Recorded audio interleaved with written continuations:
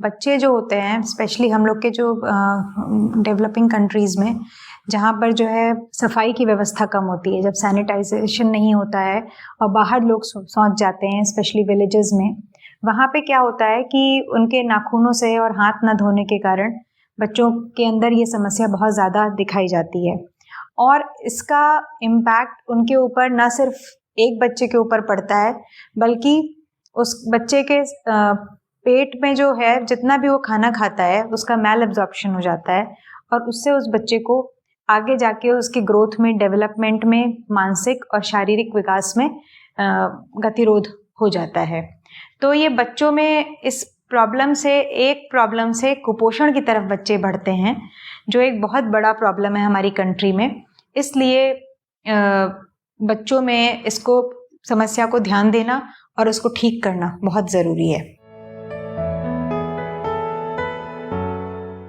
जो बच्चों में अगर जब कीड़े हो जाते हैं तो सबसे ज़्यादा तो होता है कि बच्चों को पेट में दर्द होता है। एंड जो डेवलपिंग कंट्रीज़ होते हैं, लो मिडिल इनकम कंट्रीज़ होते हैं, उनमें पेट दर्द का मोस्ट कॉमन जो रीज़न है वो वर्म इन्फेस्टेशन ही होता है। इसके अलावा बच्चों के अंदर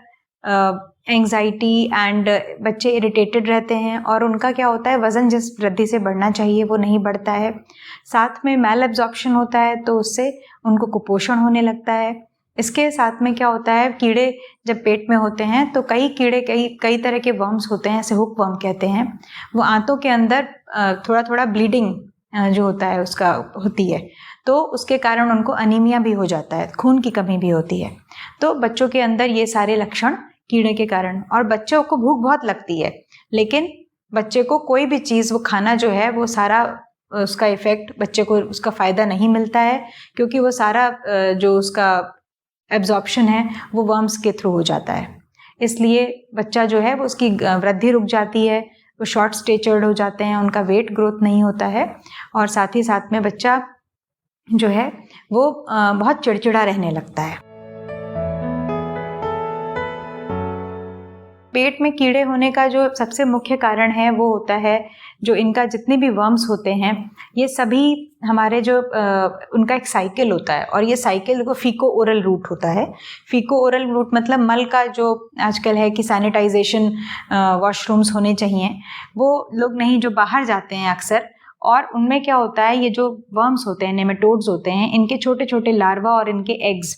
वो मिट्टी में होते हैं। तो नंगे पैर चलने के कारण या फिर मिट्टी के अंदर नाखूनों के बड़े होने में और उसके जो इनके जो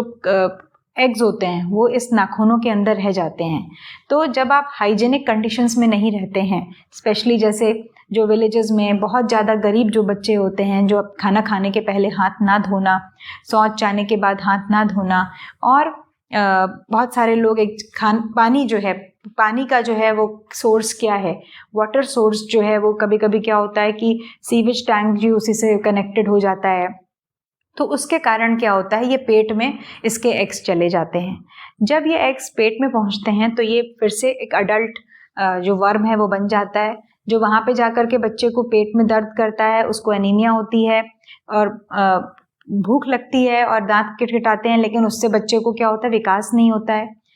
एक और बहुत इंपॉर्टेंट चीज़ है, कभी कभी ये वर्म्स जो हो जाते हैं ये माइग्रेट कर जाते हैं और ये दिमाग के अंदर या फिर फेफड़ों के अंदर चले जाते हैं, इसे लार्वा माइग्रेंस कहते हैं। और ये दिमाग के अंदर ऐसे बच्चों को झटके, अक्सर रूप से न्यूरोसिस्टिक सर्कोसिस झटके की तरह प्रेजेंट करते हैं, या फिर कई बार जो है बच्चों को जैसे अस्थमा का अटैक होता है, वीजिंग, उस तरह से भी प्रेजेंट कर सकते हैं। तो वर्म्स से सिर्फ पेट में ही बच्चे को प्रॉब्लम नहीं होती है, उसके दिमाग के अंदर या उसके फेफड़ों के अंदर भी इसका असर पड़ सकता है। इसके अलावा कई बार बच्चे जो होते हैं, पेट दर्द तो सबसे कॉमन कंप्लेंट है, इसके अलावा हमने आपको बताया कि दिमाग के अंदर झटके या पसली चल भी सकती है, कुछ इस तरह के भी लार्वा जो है माइग्रेट कर जाते हैं। तो इसका जो इफ़ेक्ट होता है वो पूरे जो हमारी पॉपुलेशन है उसके ऊपर पड़ता है। इसी की रोकथाम करने के लिए गवर्नमेंट ऑफ इंडिया ने नेशनल डीवर्मिंग डेज शुरू किए हैं, जिसमें जो है वो साल में 1 बार या साल में 2 बार, ये डिपेंड करता है कि वहाँ पे वर्म का इंसिडेंस कितना है उस एरिया में। तो हमारे कंट्री में वर्म का इंसिडेंस जो है वो चूँकि मोर देन 50% है एट रिस्क पॉपुलेशन, तो वहाँ पे हम बाई एनुअली साल में 2 बार जो है सब 1 से 19 साल तक के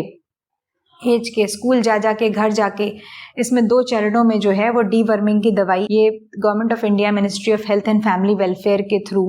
ये 1 महीना अगस्त और 1 महीना इसमें फरवरी, 2 महीनों में साल में ये दी जाती है। तो इसका ये इसलिए इसको चुना गया है क्योंकि इसका इफ़ेक्ट हमारे बहुत ज़्यादा जो है बच्चों के अंदर इस वर्म्स हैं, इसलिए नेशनल लेवल पे इस दवाई को देने का जो है हमारे कंट्री के हेल्थ डिपार्टमेंट ने इसका निर्धारित किया गया, क्योंकि अगर हम इस सारे वर्म्स को ख़त्म कर देंगे तो बहुत सारे बच्चों को अनीमिया, मैल न्यूट्रिशन इससे मुक्ति मिल जाएगी। इसीलिए ये नेशनल डीवर्मिंग डे स्टार्ट किया गया है। परीक्षण करने के लिए इसमें मेनली बच्चों को का जो मल होता है, स्टूल एग्जामिनेशन होता है, उसको देखा जाता है। और वैसे तो ये क्लिनिकल डायग्नोसिस होती है जो बाल रोग विशेषज्ञ की डायग्नोसिस होती है, जिसमें बच्चा जो है वो दांत किटकिटा रहा है या उसकी ग्रोथ नहीं हो रही है, भूख बहुत लग रही है लेकिन फिर भी अनेमिक है और ग्रोथ फेलियर हो रहा है। और अपने कंट्री में जहाँ पुअर सैनिटरी कंडीशंस हैं वहाँ पे हम लोग जो हैं वो एल्बेंडाजोल 6 महीने में हर बच्चों को देते ही हैं। लेकिन अगर इसकी डायग्नोसिस बनानी है तो हम लोगों को जो स्टूल है, उसका मल है, उसको एग्जामिनेशन में जिसमें उसके जो अंडे होते हैं और लार्वा होते हैं उनके परीक्षण से इसको देखा जा सकता है। बचाव जो है इसका सिर्फ एक है कि साफ पानी पीना चाहिए, बच्चों को साफ हेल्दी हैबिट्स जिसमें सबसे इम्पॉर्टेंट है हैंड वॉशिंग, खाना खाने से पहले, शौच जाने के बाद में, और अपने नाखून जो हैं वो कटे हुए, और ताकि जो है बच्चों उसके अंदर एग्स जो हैं वो ना आ जाएं और बार बार ऑटो इन्फेक्शन होता रहता है, उसी बच्चे को ही होता रहता है। और एक बार ये जो 6 महीने में चरण होते हैं, हर बच्चे का डीवर्मिंग अपने कंट्री में स्पेशली हाई एंडेमिक एरियाज़ में होना चाहिए और नंगे पैर नहीं जाना चाहिए, और इस तरह से इससे बचाव किया जा सकता है। इसका जो ट्रीटमेंट है ये इसकी एक सिंगल टैबलेट होती है। इसके बारे में बहुत इम्पॉर्टेंट है कि 6 महीने से छोटे के बच्चे को इसको नहीं देना है, और 6 महीने से लेकर के 2 साल तक के बच्चे को इसकी जो टैबलेट है वो आधी दी जाती है, मतलब 200 मिलीग्राम दी जाती है, क्योंकि ये 400 मिलीग्राम की गोली होती है। और 2 साल से ऊपर के बच्चे को और किसी भी अडल्ट को सिंगल टैबलेट 400 मिलीग्राम दी जाती है। ये टैबलेट किसी भी फैटी मील के साथ में खाने के बाद सोने से पहले हम लोग एडवाइस करते हैं,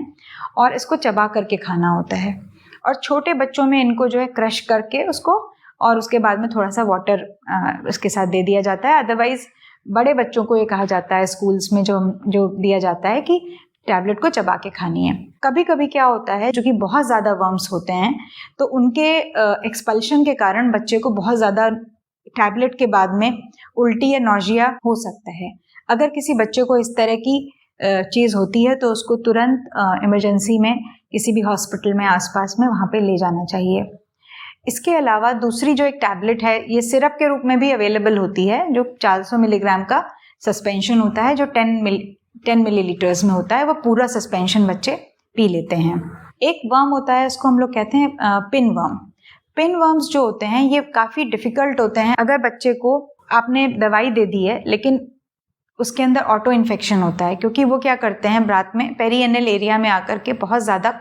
इचिंग होती है उसमें। तो अगर बच्चे के नाखून नहीं काटे हैं तो बार बार दवाई देने से कोई फ़ायदा नहीं होगा अगर आपने उसको सैनिटरी कंडीशंस एक्सप्लेन नहीं करी हैं, तो उसको ट्रीट करना डिफ़िकल्ट हो जाता है। तो दवाई के साथ साथ में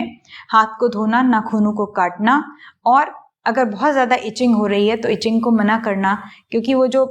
जब इचिंग करता है तो फिर से वो एग्स जो होते हैं वो नाखूनों में डिपॉजिट होते हैं, और जो अगर बिना हाथ धोए खाना खाते हैं तो वो मुंह में चले जाते हैं। इस प्रक्रिया को ऑटो इन्फेक्शन कहते हैं, और ये बार बार होता रहता है, चाहे कितनी भी दवाई दें बच्चा ठीक नहीं हो पाता है। तो इस कंडीशन में हेल्दी लाइफस्टाइल करना है, साथ में दवाइयाँ लेनी हैं। कीड़े कभी कभी बहुत सीरियस हो जाते हैं, जिसमें टेप वर्म्स होते हैं, इनके बड़े बड़े गुच्छे बुन के हम लोगों ने देखे हैं। कभी कभी कुछ पेशेंट्स में ये आंतों तक को ब्लॉक कर देते हैं, और इवन दिमाग के अंदर जाकर के बच्चे को सीवियर झटका हो सकता है या पसली हो सकती है। तो एक छोटी सी कंडीशन है जिसको अगर prevention is better than cure, तो पहले आपको क्या करना है, बच्चे को हाथ धोने की आदत डालनी है, उसके नाखून काटते रहना है। इतना होने के बाद भी अगर किसी बच्चे को इस तरह के सिम्टम्स होते हैं तो डॉक्टरों की सलाह के द्वारा उसका ट्रीटमेंट करना बहुत ज़रूरी है, क्योंकि अगर समय से ट्रीट नहीं किया गया तो बहुत घातक परिणाम भी हो सकते हैं और बच्चे को एडमिट करना पड़ सकता है। और एक और चीज़ है इसमें कि बाहर जो ठेले और पे मिलती हुई जो चीज़ें होती हैं, बिना धोए फल होते हैं या सब्जियां होती हैं, उनको खाने से उनको अवॉइड करना चाहिए, क्योंकि उन्हीं के ऊपर, उन सब्जियों के ऊपर जो बिना धोए, घर के अंदर भी जो सब्जी और बनाया जा रहा है फल, उनके ऊपर भी इनके अंडे, इन वर्म्स के हो सकते हैं। तो उनको अच्छी तरह से धो करके घर में पका करके ही खाना चाहिए।